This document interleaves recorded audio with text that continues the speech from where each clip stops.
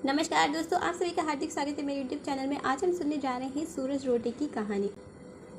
दो माँ बेटी रहा करती थी। वे सूर्य देवता की हमेशा से ही व्रत किया करती थी। एक दिन वे दोनों ही व्रती थी और माँ पानी भरने के लिए जैसे ही बाहर जाती है तो अपनी बेटी से कहती है कि मेरे लिए और तुम्हारे लिए 2 रोटे बनाकर रख लेना, हम दोनों साथ में ही खाना खाएंगे। इतना कहकर जैसे ही माँ बाहर जाती है, सूर्य देवता उनकी परीक्षा लेने के लिए एक भिक्षु का रूप बनाकर आते हैं और ये उस बेटी से कहते हैं कि हे लड़की, मुझे कुछ खाने को दो, मुझे बहुत भूख लगी है। इतना सुनते ही बेटी कहती है कि आप कुछ समय के लिए इंतज़ार करें और मैं जैसे ही मेरा रोटा बनेगा आपको खाने के लिए दे दूंगी। मैं अपनी माँ के रोटे में से रोटा नहीं तोड़ सकती हूँ। इतने में ही सूर्य देवता बहुत ज़्यादा नाराज़ हो जाते हैं भिक्षु रूप में।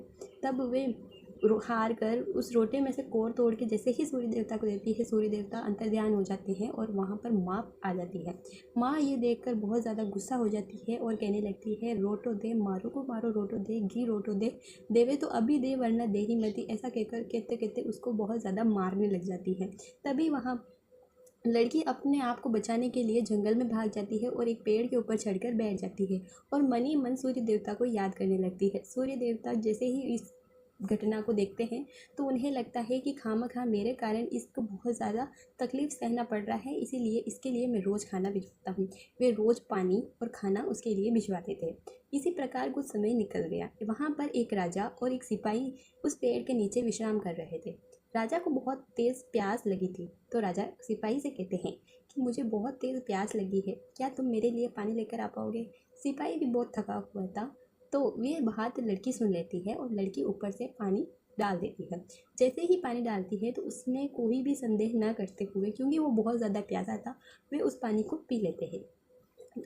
आगे चलकर वो कहता है कि मुझे बहुत ज़्यादा भूख भी लगी है, तो ऊपर से 2 लड्डू चूरमे के वो फेंक देती है। जैसे ही राजा खाकर थोड़ी देर विश्राम करता है तो वो सोचता है, मैं जो चीज़ मांग रहा हूँ वो इस पेड़ में से कैसे आ रहा है, या तो इस पेड़ के ऊपर कोई बैठा है। तो वे सिपाही से कहता है कि जाओ और तुम देख कर आओ कि ऊपर कोई बैठा तो नहीं है। सिपाही जैसे ही ऊपर पहुँचता है, एक सुंदर सी लड़की वहाँ पर बैठी होती है। सिपाही बोलता है कि राजा जी, जितने में वह लड़की बोलती है कि मैं आपसे निवेदन करती हूँ कि आप नीचे जाकर यह कह दें कि ऊपर कोई भी नहीं है, मैं आपको इसके बदले में खाना खिला दूँगी और आपको मैं पानी भी पिला दूँगी। फिर उसको खाना खिला देती है, पानी पिला देती है। सिपाही जैसे उस लड़की के कहे थे नीचे जाकर कह देता है कि यहाँ पर कोई भी नहीं है। इतने में ही राजा को फिर भी संदेह होता है। राजा स्वयं ऊपर चढ़कर जाता है और देखता है कि वहाँ पर बहुत सुंदर सी लड़की बैठी है। वह कोई भी प्रश्न नहीं करता और उसको अपने राजमहल में ले जाकर उसके साथ विवाह कर लेता है। राजमहल में काफ़ी सारे सुख भोग रही लड़की एक दिन महल के ऊपर चढ़कर खड़ी थी।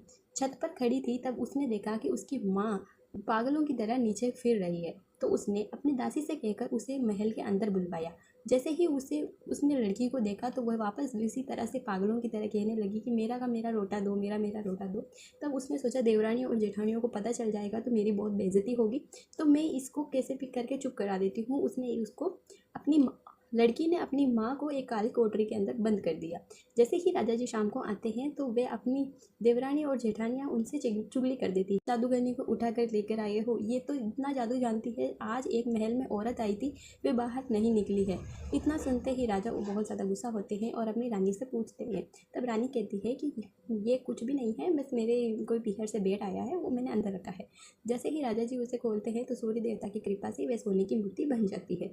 जैसे ही राजा को पता चलता है कि इतना सुंदर और इतना सोना अगर इसके पीहर वाले भिजा सकते, आपके पीहर वालों से कहिए कि उनकी जमाई साहब को भी अपने घर बुलावे।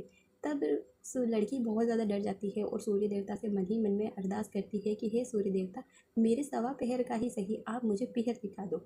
तब सूर्य देवता ने कहा कि हाँ, मैं आपको पीहर तो दिखा देगा, लेकिन वे सवा पेड़ तक ही रह पाएगा। सूर्य देवता ने वैसा ही किया। दूसरे दिन भाई बनकर राजा जी को लेने के लिए आए। राजा जी और रानी जी जैसे ही वहाँ पर पहुँचे, एक सुंदर सा महल था। धन धान्य, भाई भतीजे, नौकर चाकर सब दिखा दिया और बहुत सारा सोना गहना और कपड़े लत्ते देके उनको विदा कर दिया। सवा पैर खत्म होते ही उनको विदा कर देते हैं।